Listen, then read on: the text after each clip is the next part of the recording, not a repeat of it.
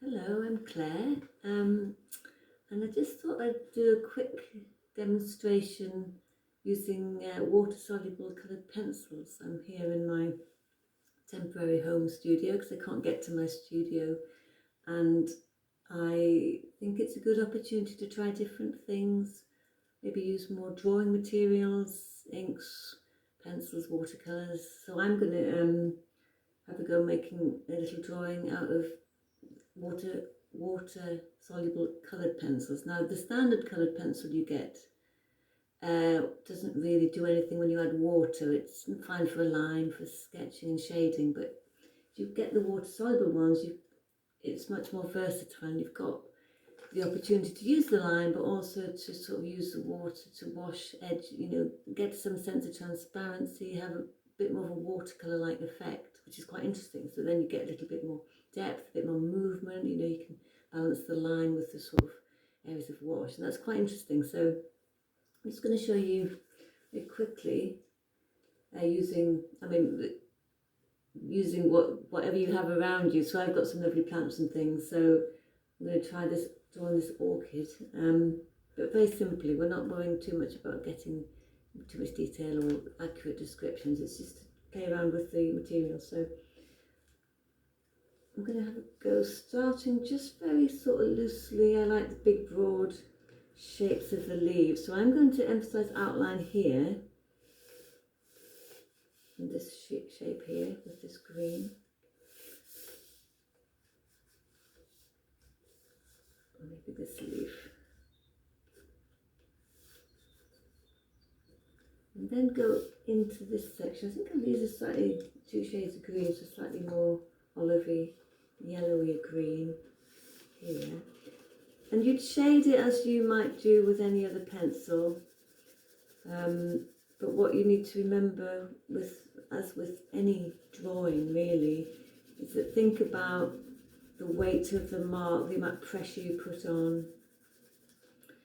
Do you want a really deep, dark line, or do you want a really more fragmented, fragile line? Sort of vary the pressure you put on to keep the line quite active and interesting. But what I'm going to do here is just wash over that a bit. So then you get a little bit of the texture from the way you shaded with the pencil, but then you've got this lovely sort of wash that's making it more transparent. And what I suggest is that you don't worry too much about things like the outlines when you're doing this. And one of the reasons why this is quite nice is that you can move beyond the outlines and add a little bit of movement. It immediately adds a little bit more interest and a bit more depth. And of course it's quite forgiving as well. But especially when you're describing something that's very organic and natural form, you don't need very precise lines. So that's quite nice. It's nice having the two different shade, cool and a warm sort of green.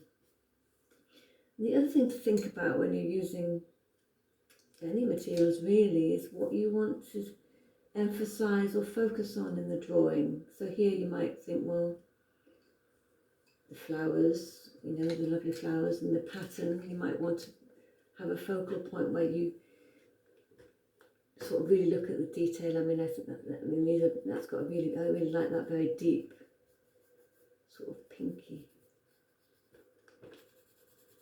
section of the flower. So I'm going to really emphasize that there.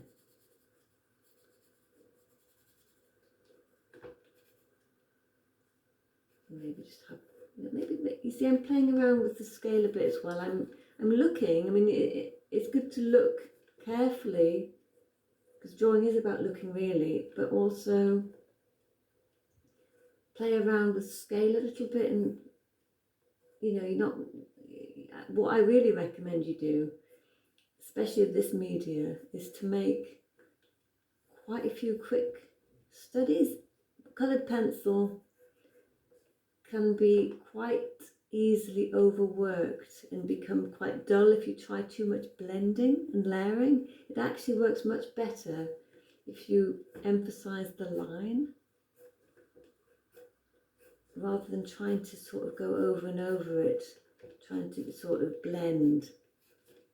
And you're less likely to be tempted to do that if you work on several pieces of paper. Don't labour over one drawing. Just keep trying new ones, and then you'll find that, let's say, over the course of a couple of hours if you've got time to just sit and do some drawing, you'll find that there's real evidence of development in your work, just because you've kept exploring, because you will respond to what you've just done. So in another drawing, you make changes. So I'm just going to, because I've got my flower there just sort of floating a little bit, I'm just going to sort of blend the edges, just because I want it to become part of the background a little bit more. And I'm going to, another thing that's nice to do when you wet the paper like that is to then go back with a line. So I'm just going to draw this stem. I need a bit more water.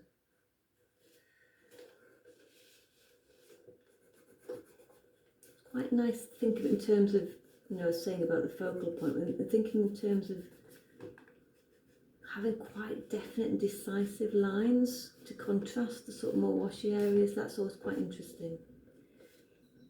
And then I might just sort of soften a bit of that line in places with get a smaller brush.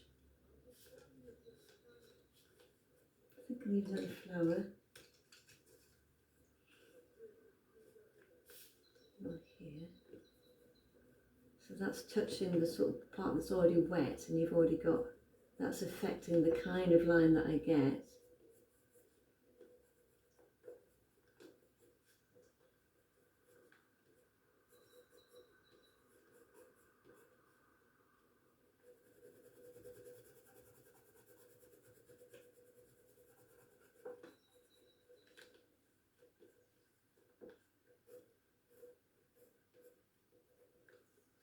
One needs to be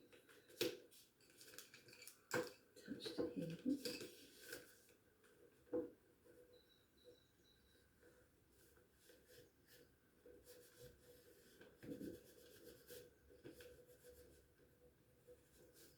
Just going to have that bit, and another, I think I do another one that's even more sketchy. So it's quite nice to have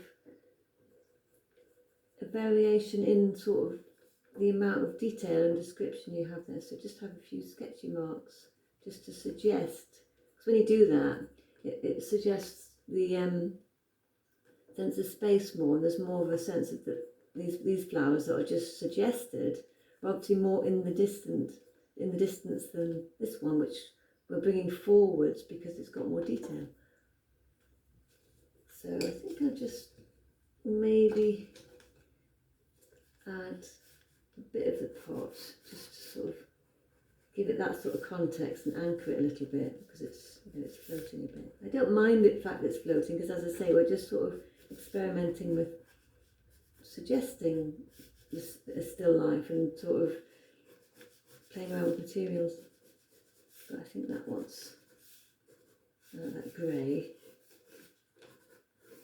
And here you might try just shading a little bit, and then going over that with water.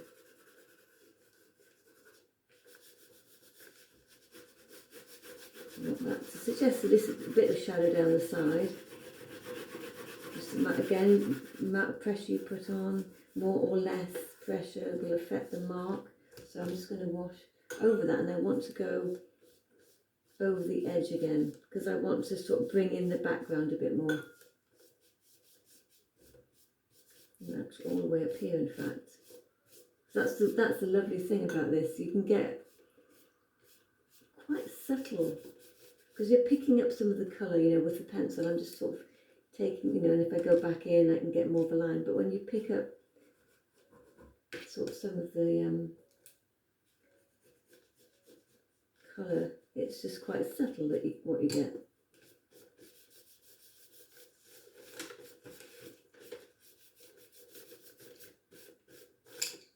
And, just keep going in and out of it with a bit more detail.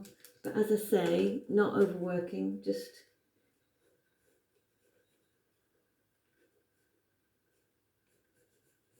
little bits, little references just keep, you know, the more you do this sort of thing, the more confident you'll become, the more you'll understand what you like. This doesn't, I mean, doesn't really resemble my orchid that much.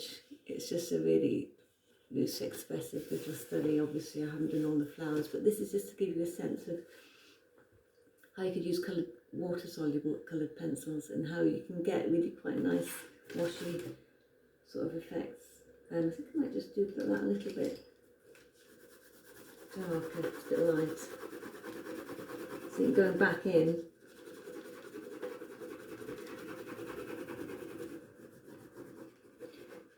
An advantage as well is I'm using a watercolour paper here. You can just use cartridge paper, but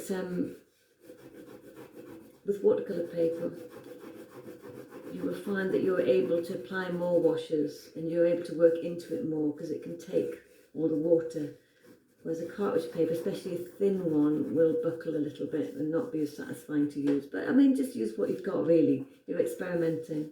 The point is just to keep trying it and just sort of